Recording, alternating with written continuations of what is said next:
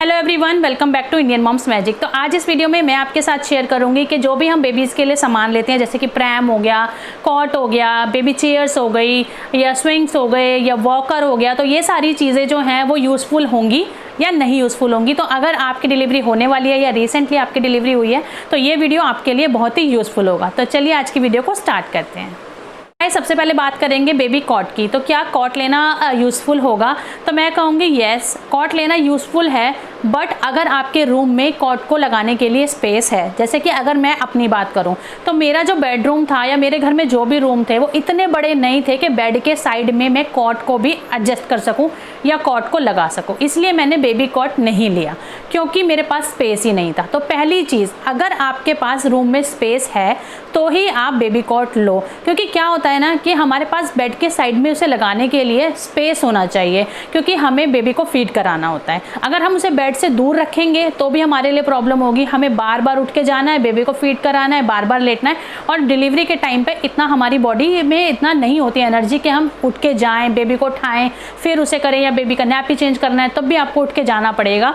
तो अगर बेड के साइड में, बेड के पास आपके पास स्पेस है तो आप ज़रूर बेबी कॉट परचेज करिए। अगर आपके पास स्पेस नहीं है तो आप उसे मत लीजिए, आप बेड पे ही बेबी को लेटाइए। जैसे मैंने बेबी कॉट नहीं लिया क्योंकि मेरे घर में कोई भी इतना बड़ा रूम नहीं था जहाँ पे मैं बेड के पास बेबी कॉट को लगा सकूं। पहली चीज़, अगर आपकी सिजेरियन डिलीवरी होती है तो ये और मुश्किल हो जाता है कि अगर आप कॉट को दूर रखोगे तो बार बार उठ के आप ना तो उसे फीड करा पाओगे, ना ही नैपी चेंज कर पाओगे। अगर कोई नैपी चेंज कोई और भी कर दे घर में, लेकिन फीड कराने के लिए तो आप ही को उठना पड़ेगा। एंड जब स्टार्टिंग में स्टिचेस लगे हुए होते हैं, हमारे लिए बिल्कुल पॉसिबल नहीं होता है कि हम उठ के जाएँ, बार बार बेबी को फीड कराएं। और स्टार्टिंग में हमें बेबी को बार बार फीड कराना होता है, बहुत ही फ्रिक्वेंटली फीड कराना होता है। तो इसीलिए दो तरह से आपको इस चीज़ को सोचना है कि अगर आपके बेड के पास स्पेस है तो आप कॉट ज़रूर लो, लेकिन अगर आपके बेड के पास स्पेस नहीं है तो कॉट आपके लिए यूज़फुल नहीं होगा। अब जब आपको प्रॉब्लम होगी बार बार दूर जाके बच्चे को पिलाने में, फीड कराने में, तो आप उसे बेड पे ही लेटा लोगे और वो कॉट जो है वो बिल्कुल यूज़लेस हो जाएगा। तो इसीलिए अगर स्पेस है तो आप कॉट ले लीजिए। अब कॉट किस तरह का आपको लेना चाहिए? आप इस तरह का कॉट देखना जो कि साइडों से ओपन भी हो जाए, पूरा बंद ना हो। मतलब बंद होते हैं कॉट लेकिन साइडों से ओपन भी हो जाते हैं। उससे क्या होता है, आप एक साइड से ओपन करके बेड से बिल्कुल अटैच कर सकते हो, तो आपको बेबी को कॉट में से निकालना नहीं पड़ेगा, बार बार डालना नहीं पड़ेगा। आप बिल्कुल उसके साथ साथ लेट सकते हो और मतलब उसके साथ कडल कर सकते हो, थोड़ा सा बातें कर सकते हो। तो एक इस तरह से बिल्कुल साथ साथ हो जाएगा, बेड से बिल्कुल अटैच हो जाता है। तो इस तरह से आप कॉट ले सकते हो। एक चीज़ आती है प्रैम। तो प्रैम जो है वो बहुत ही ज़्यादा यूज़फुल होगा। मैं आपको बिल्कुल कहूँगी कि आप प्रैम ज़रूर लीजिए, लेकिन एक अच्छे क्वालिटी का प्रैम लीजिएगा। बहुत ही लाइट वाला, बहुत ही हल्का वाला मत लेना। बहुत टाइम तक प्रैम यूज़ होता है, तो इसीलिए आप एक बार इन्वेस्ट करके एक अच्छी क्वालिटी का प्रैम लेना। और जो प्रैम है वो किस तरह से यूज़फुल होता है, जैसे आप अगर न्यूक्लियर फैमिली में रहते हो, अगर मैं अपनी बात करूँ तो मैं बिल्कुल अकेले थी, कोई नहीं था जो कि मतलब मेरी और बेबी की हेल्प कर पाए। मतलब कुछ टाइम के लिए सब लोग थे, उसके बाद सब चले गए अपने अपने घर, तो कोई नहीं था। तो उससे मुझे क्या बेनिफिट्स मिले? तो जैसे कि अब क्या होता है, हम बेबी को, जब बेबी होता है ना, पैदा होता है, तब तो वो बिल्कुल बेड पे सीधा सीधा लेटता है, कोई करवट वरवट नहीं लेता। आपको उसके गिरने का भी डर नहीं होता। आप इजीली बाथ ले सकते हो, आप इजीली वॉशरूम जा सकते हो, आप इजीली किचन में भी काम कर सकते हो। बट जब जो बेबी है वो मूव करने लग जाता है, जब वो मूव करता है तब हमारे लिए प्रैम बहुत इंपॉर्टेंट हो जाता है, क्योंकि हमें बेबी के गिरने का बहुत डर रहता है कि कहीं बेबी गिर ना जाए, या हम बेबीज़ का पे ध्यान कैसे रखें, या फिर उसको अकेला छोड़ के काम करने ना जाएं। तो प्रैम इस टाइम पे बहुत यूज़फुल होता है। क्या होता है कि आप प्रैम में बेबी को बिठाओ, अच्छे से बेल्ट वगैरह लगा दो, आप इजीली वॉशरूम जा सकते हो, आप इजीली बाथ ले सकते हो। किचन के सामने आप बेबी को प्रैम में बिठा लो, उससे बातें करते रहो और आप किचन में अपना काम करते रहो। जस्ट सपोज आप वर्क फ्रॉम होम कर रहे हो तो बेबी को प्रैम में बिठाया, वो आपको वॉच कर रहा है, आपको देख रहा है, आप बीच बीच में उससे बातें कर रहे हो, साथ में अपना काम भी कर रहे हो। तो इस तरह से प्रैम बहुत यूज़फुल होता है। आपको पार्क ले जाना है, आप इजीली प्रैम में ले जा सकते हो, बच्चे को बाहर घुमा सकते हो। अगर आप कहीं ट्रैवल कर रहे हो, किसी ऐसी जगह पे जा रहे हो जहाँ पे बहुत ज़्यादा आपको चलना पड़ रहा है, तो गोदी में बच्चे को ले लेके चलना बहुत मुश्किल होता है, आप प्रैम में बच्चे को ले जा सकते हो। तो प्रैम में कहूँगी कि 100% यूज़फुल चीज़ है प्रैम, आप ज़रूर लीजिए। एक अच्छी क्वालिटी का प्रैम आपके पास होना बहुत ज़रूरी है। थर्ड जो चीज़ आती है वो आती है वॉकर। तो क्या वॉकर में बिठाना बच्चे को सही होगा? तो देखो, सबसे पहली चीज़ मैं आपको ये कहूँगी कि सब बच्चे जो चलना शुरू करते हैं ना, सबका अपना अलग अलग टाइम होता है। कोई बच्चे 8-9 महीने में चलना शुरू कर देते हैं, अपने आप से पकड़ पकड़ के प्रैक्टिस करते हैं। कुछ बच्चे 1 साल तक भी नहीं चलते, कुछ बच्चे 11 या 12 महीने में चलना शुरू करते हैं जब वो 1 साल के हो जाते हैं। तो सब बच्चों का ये जो चलने का पैटर्न है बिल्कुल अलग अलग होता है, सब अपने अपना अलग अलग टाइम पे चलते हैं। ऐसा कोई ज़रूरी नहीं है कि सारे बच्चे 8 महीने में चल लेंगे या सारे बच्चे 1 साल में चलेंगे, ऐसा नहीं होता। सब बच्चे अपने अलग अलग टाइम पे चलते हैं। तो अगर आपको लग रहा है कि आपका बच्चा 8 महीने में भी नहीं चल रहा है, 9 महीने में भी चल रहा नहीं है, 10 महीने में भी नहीं चल रहा है, 11 महीने हो गए अब तो बिल्कुल भी नहीं चल रहा है, तो आपको उसके लिए वॉकर की ज़रूरत है। अगर आपको लगता है कि आपका बच्चा 8-9 महीने में पकड़ पकड़ के चलने की खुद से प्रैक्टिस कर रहा है, जैसे कुछ बच्चे होते हैं ना, सोफ़ा पकड़ पकड़ के चलना शुरू कर देते हैं, कुछ चीज़ों को पकड़ के इधर से उधर होना स्टार्ट हो जाते हैं, बेड पकड़ पकड़ के चल रहे होते हैं, तो क्या होता है, तो उससे आपको पता चल जाएगा कि आपका बच्चा चलने की प्रैक्टिस कर रहा है। तो आपको क्या करना है, बच्चे को खड़ा करना है, फिंगर पकड़ पकड़ के चलवाना है, ऐसे ऐसे अपना हाथ पकड़ के चलवाना है। अगर आप उसे प्रैक्टिस करवाओगे तो बिना वॉकर के ही बच्चे चलने लग जाते हैं, बैलेंस कर लेते हैं। बट कुछ बच्चे जो कि 11 महीने के होने पे भी, 12 महीने के होने पे भी नहीं चलते हैं, जैसे कि मेरा बेटा 11 महीने में भी नहीं चल रहा था, 12 महीने का हो गया था, 1 साल का हो गया था, नहीं चल रहा था, पकड़ पकड़ के चलने शुरू कर दिया था 11-12 महीने पे, अपने आप से नहीं चल रहा था, तब मैंने उसके लिए वॉकर परचेज़ किया। तो अगर आपका बच्चा 11 महीने के होने पे भी नहीं चल रहा है तो आप वॉकर लाओ। ऐसा ज़रूरी नहीं है कि 60 महीने का होते ही बच्चे को वॉकर में डालना बहुत ज़रूरी है, ऐसा नहीं है। अगर 11 महीने 12 महीने होने पे बच्चा नहीं चल रहा तो आप वॉकर लाओ। अगर आपको लग रहा है कि बच्चा चल रहा है तो वॉकर मत लाओ। तो अगर आपको लग रहा है कि बच्चा नहीं चल रहा है तो वॉकर लेके आओ आप, और वॉकर में बच्चे को चला के प्रैक्टिस करो। लेकिन बच्चे के साथ आपको प्रैक्टिस करवानी पड़ती है। बच्चा वॉकर में आप उसे बिठा दोगे तो वो बैठा रहेगा, वो चलेगा ही नहीं। आपको उसे बुलाना पड़ेगा अपने पास, कम कम कम मेरे पास आओ, वहाँ जाओ, यहाँ जाओ, आपको भागना पड़ेगा, उसको अपने पीछे भगाना पड़ेगा। तो ये सारी चीज़ें आपको करनी पड़ेंगी, तभी वो चलेगा। वरना ऐसा नहीं है कि वॉकर में बिठाओगे तो एकदम चलना शुरू कर देगा। अगर मैं अपने बेटे की बात करूं तो वो वॉकर में भी 1 महीना 2 महीना खूब भागता था, वॉकर में पूरे घर में भागता था, लेकिन वॉकर से निकालो तो चलता नहीं था, बहुत प्रॉब्लम थी। तब मैंने क्या ला के दिया उसे, जो घड़ोली, हमारे लैंग्वेज में तो उसे घड़ोली बोलते हैं, आई डोंट नो उसका एग्जैक्ट वर्ड क्या होता है, बस हमारे यहाँ तो घड़ोली बोल रहे थे घर में सब लोग उसको। वो क्या होता है, जो लकड़ी के पुराने नहीं चलते थे जब वॉकर नहीं होता था, तो लकड़ी के आते थे बस बने हुए, जिसमें 3-4 व्हील लगे हुए होते थे और बस बच्चा ऐसे पकड़ पकड़ के चलता है, उसमें ऊपर साइडों में कोई सपोर्ट नहीं होता है। तब हमने उसको वो ला के दिया, क्योंकि वो वॉकर से भी नहीं चल रहा था, मतलब वॉकर में चल रहा था, वॉकर के बाहर नहीं चल रहा था। तो अगर आपके साथ ऐसा होता है कि बच्चा वॉकर में नहीं चल रहा, सिर्फ वॉकर में चल रहा है और वॉकर के बाहर से नहीं चल रहा है, तो आप उसे वो घड़ोली भी ला के दे सकते हो। मैं उसका जो भी एग्जैक्ट नेम होगा ना, मैं नीचे मेंशन कर दूंगी या डिस्क्रिप्शन बॉक्स में उसका कोई लिंक होगा तो डाल दूंगी, या फिर नाम मेंशन कर दूंगी, मुझे नाम नहीं याद आ रहा, हम लोग घड़ोली बोलते थे इसलिए मैंने आपको घड़ोली बता दिया।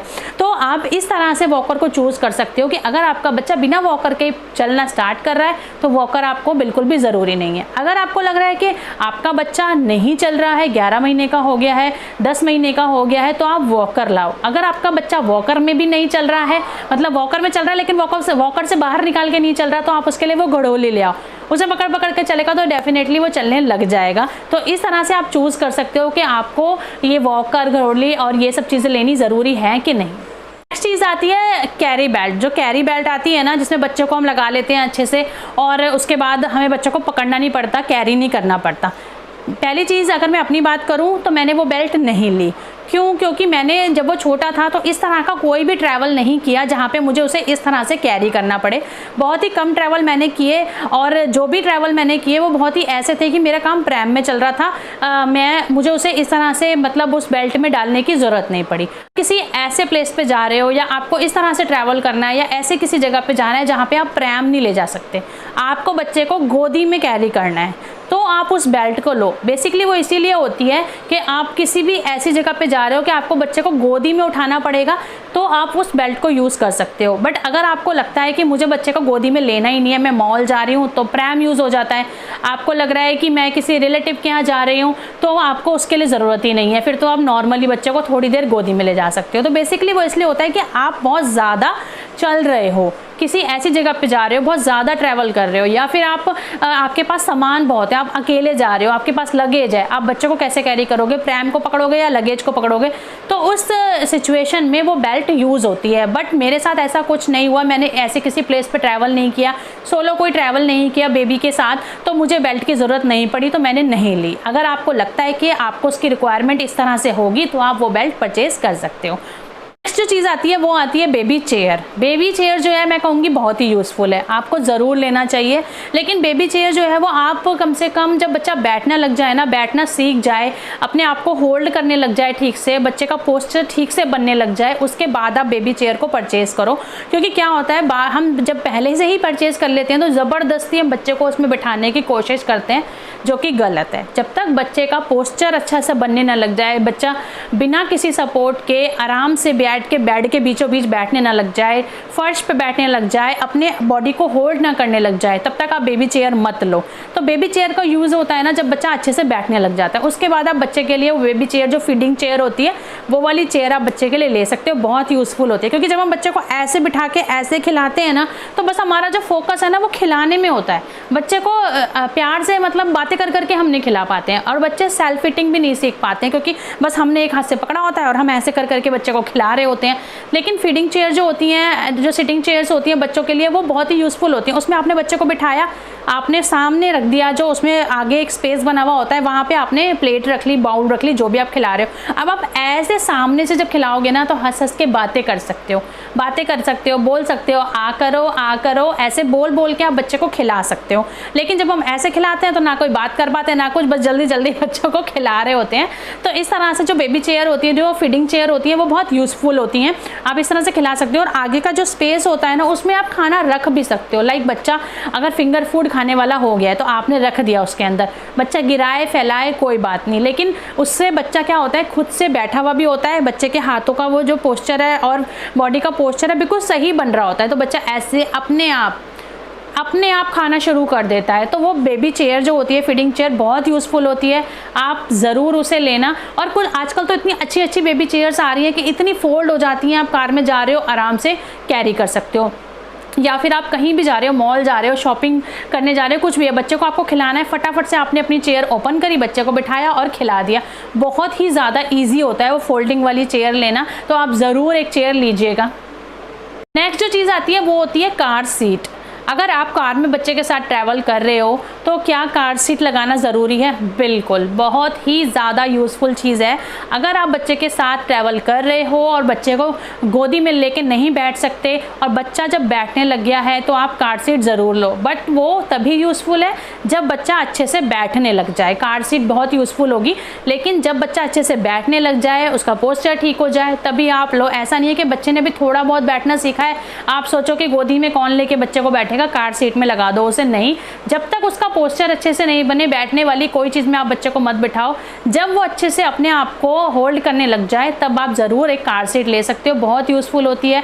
आराम से बच्चा उसमें बैठ जाता है, इधर उधर गिरता नहीं है, हिलता नहीं है, और बेल्ट लगी हुई होती है, सेफ रहता है। तो कार सीट जो है वो भी बहुत यूज़फुल रहेगी। और एक चीज़ मैं यहाँ पे ये कहना चाहूँगी कि ये जितनी भी चीज़ें हैं ना, ये अलग अलग एज पे आएंगी। जैसे कि आप ये नहीं कि बच्चा जैसे ही पैदा हुआ आपने कॉट भी ले लिया, प्रैम भी ले लिया, और आपने वो सिटिंग चेयर भी ले लिया, आपने वॉकर भी ले लिया। तो बहुत सारे लोग ऐसा करते हैं कि ना एक्साइटमेंट में पहले ही सारी चीज़ें खरीद लेते हैं और फिर जल्दी जल्दी उन्हें लगता है कि अब तो इसमें बिठाओ, अब इसे भी यूज़ करो, इसे भी यूज़ करो। तो वो चीज़ नहीं करो। आप सबसे पहले अगर आपको लेना है तो जैसे मैंने बताया कॉट कैसे चूज़ करना है, तो आप उस हिसाब से कॉट ले लो और उसके बाद प्रैम ले लो। ये दो चीज़ें स्टार्टिंग में ज़रूरी होंगी आप लोगों के लिए, लेकिन बाकी की जो चीज़ें हैं वो बाद में आएंगी। तो आप कोशिश करो कि एक साथ सारी चीज़ें मत लो, बाद में आप जिस तरह से रिक्वायरमेंट हो उस तरह से परचेज़ कर सकते हो। तो आप लोगों के लिए कितनी यूज़फुल रही है वीडियो, प्लीज़ कॉमेंट सेक्शन में ज़रूर बताना। अगर आपको ये वीडियो पसंद आए, यूज़फुल लगे, तो प्लीज़ वीडियो को लाइक ज़रूर कर दीजिए, एंड और इस तरह की यूज़फुल वीडियोस देखने के लिए चैनल को सब्सक्राइब ज़रूर कर लीजिए। Thank you for watching.